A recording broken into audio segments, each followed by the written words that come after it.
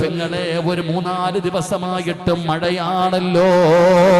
പടച്ചവനെ കരണ്ട് പോയാ നമുക്ക് വല്ലാത്ത പേടിയാ.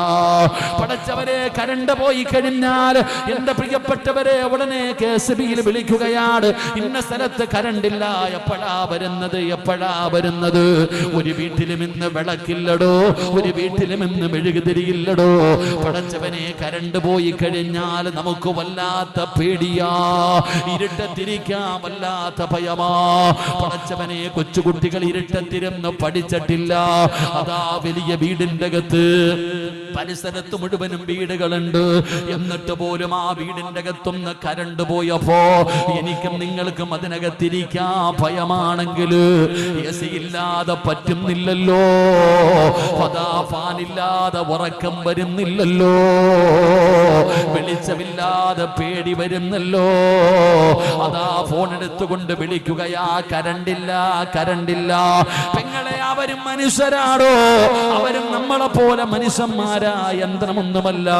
പടച്ചവനെ ആ പാവപ്പെട്ട സഹോദരങ്ങൾ രാവും പകലും കടന്ന് ഓടുകയാണ്.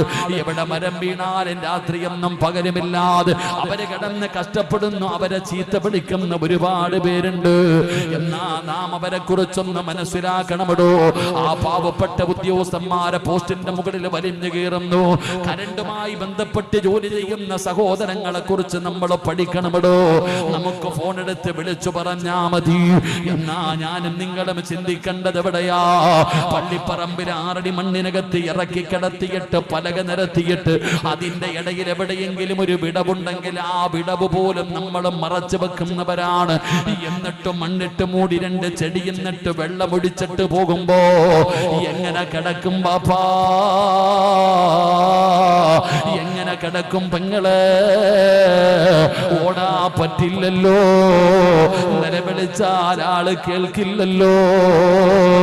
ഖബറിന്റെ ആഴമാ സോദരാ നീ നോക്ക്, അതിൽ നിന്നെ മെല്ലെ ഇറക്കലും ഒന്നോർക്ക്.